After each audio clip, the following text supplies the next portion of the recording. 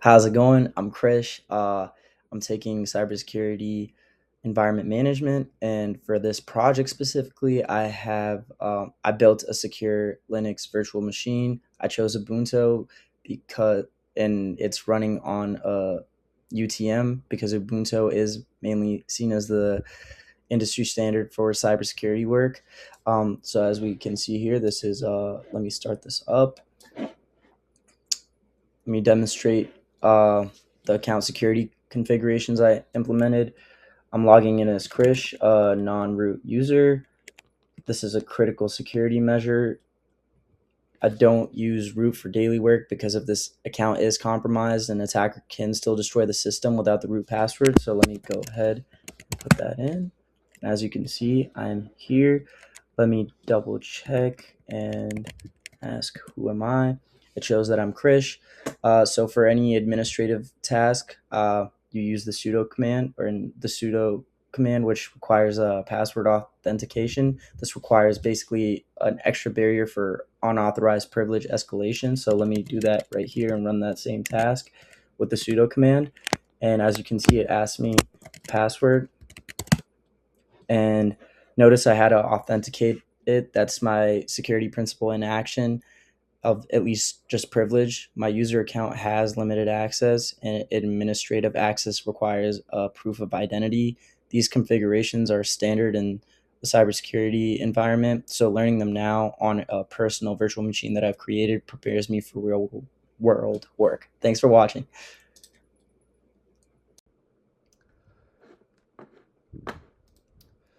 This is my Milestone 2 video for CYBM cybersecurity management environments 3350. While Milestone 1 did cover hypervisor setup and account security, this segment focuses on storage, automation, and software management. I'll be demonstrating these controls on my lab environment, which is a single user Ubuntu virtual machine running on an M1 MacBook with no production data. So let's go ahead and get started. Let me clear this out first.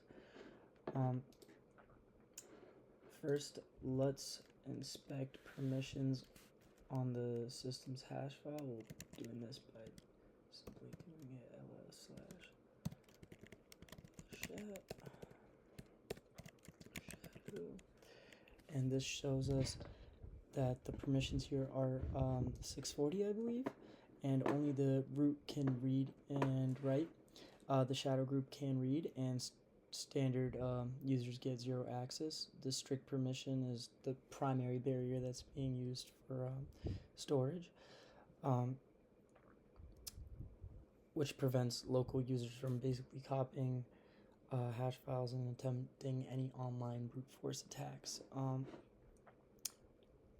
Next, we're listing the CYBM binaries which execute with privileges on the file owner rather than the caller. So to find those, we would do find slash binary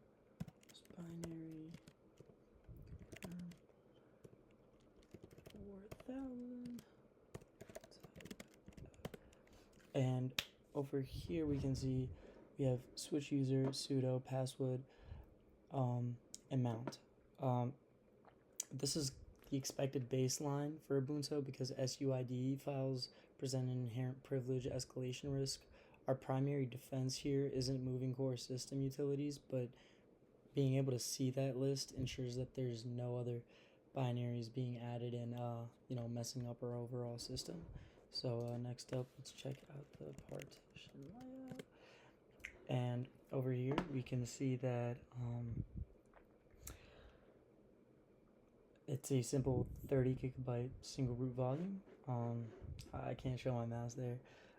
So for backups, taking a DD image directly to external storage protects against any host hardware failures. Two specific controls I wanted to talk about that were covered in the course, but I didn't implement for this project because it necessarily didn't need it, would be Lux and mount options. Both of them do require repartitioning of a live system, which risks screwing up the entire virtual machine.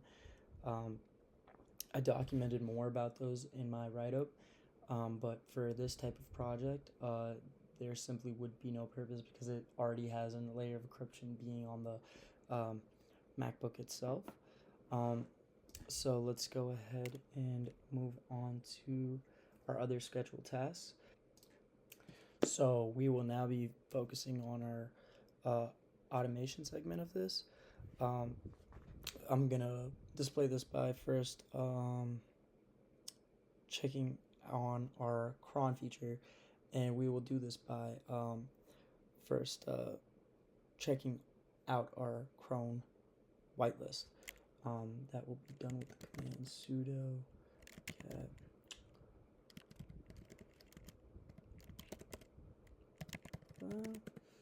and give the sudo password right there. It shows you that I'm clearly labeled as a cron user, but now we're gonna also check out the permissions for cron allow to see if they match up. Do this by sudo ls.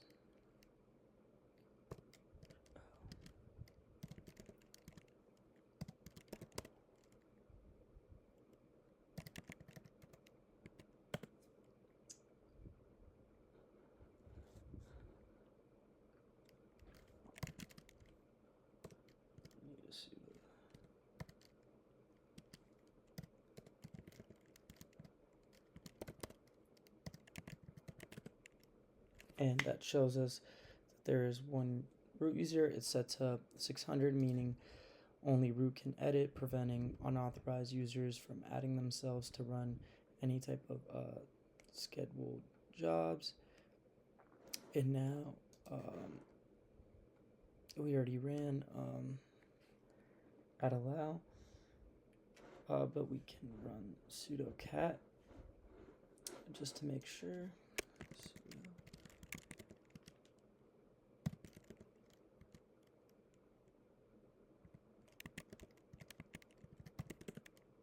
And this basically matches up, same controls, same whitelist, eliminating any threat that escalation risks on these one-time jobs. Finally, we'll be verifying the execution of the audit trail using the feature of syslog, which is automation. So we will do this by using the rep command, CYBM3350.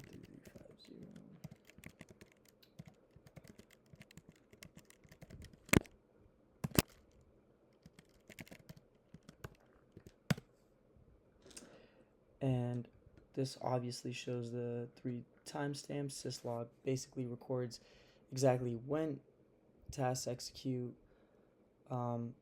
Without this, basically any malicious job could run undetected without even leaving evidence, and it could also run indefinitely, screwing up the entire system. So that is why this is a essential component when it comes to cybersecurity in an automation aspect. Last but not least, we will be moving over to the software management aspect of this project. So for patch management, we confirm unattended upgrade service is active or enabled. We do this with the command sudo system ctl status unattended upgrade. And right here, you can't point to it again, but you can see that it's enabled and it's also actively running. This automatically applies critical security patches without requiring manual intervention, narrowing the window of exposure to newly disclosed vulnerabilities.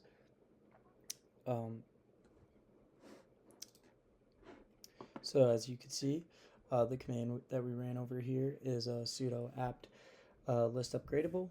This basically is checking for pending updates, showing critical targets like core libraries and kernel updates, scoping automatic updates strictly to security patches, which keeps the system resilient without risking unexpected breakage.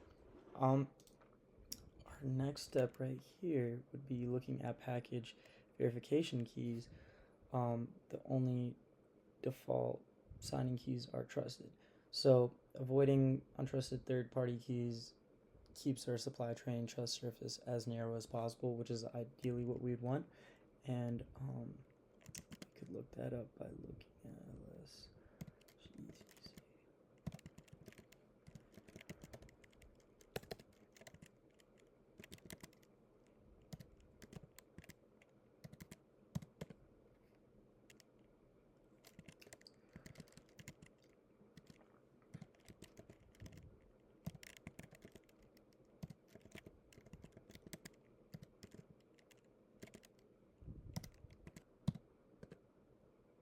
And those show both of our keys right there, the Ubuntu client CD image and the Ubuntu keyring. Um,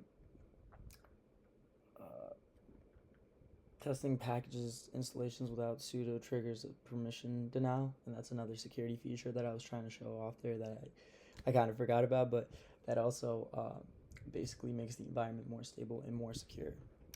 So to basically wrap up, security in this environment relies on defense in depth, automating patching addresses to known vulnerabilities, signature verifications basically prevent untrusted code execution, and granular permissions um, rules limit the escalation basically. So the key take from this project is interdependence of file permissions overall, schedule task control, and package integrity only if account security